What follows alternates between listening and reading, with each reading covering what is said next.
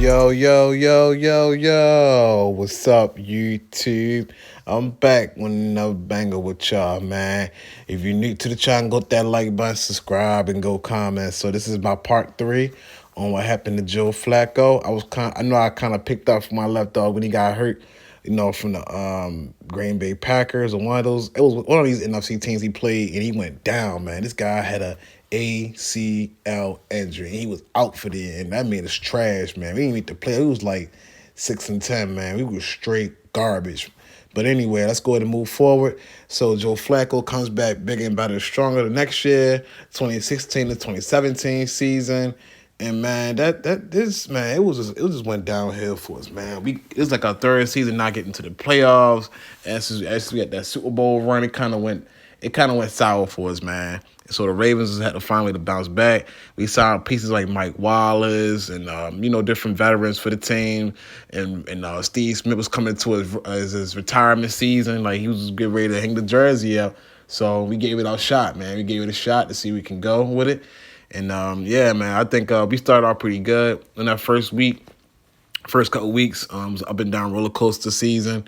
Then all of a sudden, here come another problem. Boom, Joe Flacco gets hurt again. And I couldn't believe, man, when I watched this game on Thursday night, and Joe Flacco was having a hell of a game that Thursday night game. And plus, one thing about the Ravens before Lamar Jackson even came, we never got televised when it comes to a lot of national televised games. Like we always got it was more like a local NFL team. Like literally, we wasn't like the big budgeted market. So I'm not saying that when Joe Flacco was here, he didn't put the city on the best maps possible. We got that Super Bowl ring, but I just think that they didn't really like. Even though I'm mad, and like a lot of teams, let me pick the Ravens because of the team we had, and it seemed kind of boring. But it's funny how nowadays a lot of people want to hop the bandwagon because back in 16, 17, nobody was not rocking with no Ravens. And this is the accident right here, man. Your boy Kiko Alonso, man, hit this man hard, man. Like you could have took this man L. Like what are you thinking, man? And the one thing on Kiko Alonso, I think you had a vendetta against Joe Flacco. You make sure this guy would get hurt every single time, man. This guy is giving me a headache. I don't know where he at. Hopefully he got his football career still going for him. I don't wish nothing bad for nobody or nothing. So I hope you still getting that bag, still taking care of your family. So that's me as a man, kind of looking back to what could have happened for that to be avoided. But yeah, man, Joe Flacco then he got his ear taken off. Once again, he steps out with another injury. And I'm like, man, why does this keep happening to this guy? And Joe Flacco just keep getting hurt left to right. So Joe Flacco was out for a little bit. Steve Smith came close to retirement, so we like in a few games left. And once again, we didn't make the playoffs. We got shut down by the Cincinnati Bengals, which is our NFC division.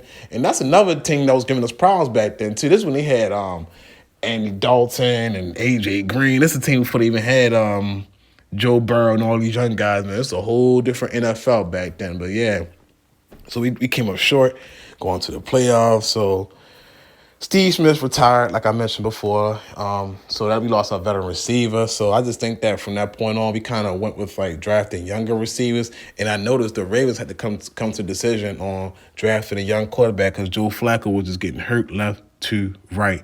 And we couldn't have this, man, because, we can't have this going on in the middle of the season that he gets hurt with an injury. He was just becoming injury prone. And I just think that ever since after that Super Bowl run, he hasn't been the same quarterback because, them championship runs and in the NFL, no matter what sport you play, those can take a mileage on your body at all, any given time. I don't care who you are and what you thinking, but that stuff really adds up when he keep making those championship runs. So the team's looking pretty different with Joe Flacco. With no more Torrey Smith, of course. Definitely no more Anquan Bolden. So everybody that he's been playing with for years is gone. And he has another set of guys that he can all help. He's going to help win. So, yeah, once again, man, we came up short, and we made the playoffs for 2017, and we didn't have our guy, to help us get to the playoffs, man. And Joe Flacco had so much playoff experience when it comes to the playoffs, so it definitely was no pressure or no hard time of not getting to the playoffs. We just had too many setbacks in the last couple of years. But, yeah, man, 2017 years over. We trying to figure out how we're going to bounce back. And, man, we heading into the 2018 season. And we was on a roll that year.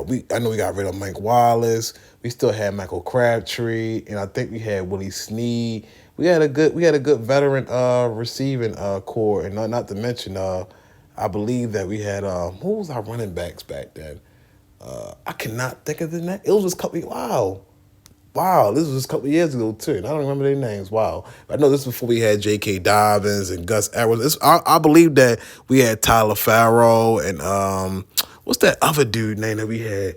It was not 44. What's his name, man? Not Tyler Farrow. But anyway, yeah, we had a different running back core, and it was on a roll, man. Ravens was looking good, man. Joe Flacco was feeling himself. He was coming off a good year. These last 6, 7 games into the NFL season. And next thing you know, he gets down with another injury. I'm like, man, this just keep on happening. And one thing about the Ravens in the off season of the 2017 and 18 NFL season, the Ravens had drafted Lamar Jackson. Ravens took a chance of drafting the quarterback in the early first round. So I think we took like the 32 pick, something like that. It was like a late first round pick. But we took that chance, and look how much that paid off for years to come. And Joe Flacco went down with another injury, man. And next thing you know, Lamar Jackson came about, and Lamar got in the starting spot, and he went berserk, man. He was putting up some good rushing yard numbers. He was throwing up some touchdowns. He was scrambling. It was kind of similar to a Colin Kaepernick and Alex Smith situation. A guy goes down for a couple of weeks, and next thing you know, this guy Lamar was just balling out of his mind, man. And John Harbaugh to make a decision on who he wants to keep as a starting quarterback. And I know he want to go with his boy Joe Flacco so bad because this is like his son that he never had. Like he was with him from the start. Like he was with Joe Flacco from 2008 to 2018. Man, it's crazy how much time that went past those 13, 14. How many years that went past? It's crazy how those 10 years go past you and you don't even know. Like wow, and then your quarterback is pretty much beaten up all over kind of like bruised and sore throughout the years of playing hard and having that and getting that championship for us, for the city of Baltimore. But seeing Joe Flacco going to that bench kind of hurt it because we kind of needed that more of that experience, especially in the playoffs. I'm surprised we didn't throw Joe Flacco in the game when we lost to the Chargers. Lamar kind of had like a good, he started as a good, outstanding rookie season. He never lost in the regular season, of course, those first 2 years in the NFL. And it's crazy, man. I was kind of felt bad for Joe Flacco for leaving Baltimore in a salty way. So as time went on, Baltimore and John Harbaugh and the Ravens went with decisions. Go with Lamar, out with the in with the new, out with the old. So that's what happened. So with these two guys, now do I think it was any potential? No, I just think that I just think that Joe Flacco seen something in Lamar, and he took a chance of have him get in the start position as a quarterback. So shout out to Joe Flacco for being a real man and seeing the talent in Lamar and letting him take over the team as a young up and coming future quarterback. So that's what happened, and ever since then, Joe Flacco kind of been like bouncing around from team to team. I know he was with the Broncos at one point in time, signed a good contract with them. He got hurt, had a neck injury. Then he signed with the Jets, got hurt again. Then he signed with the Eagles, and now he's back with the Jets. So his career been all over the place, man. So I'm hoping Joe Flacco can end his career on a good note.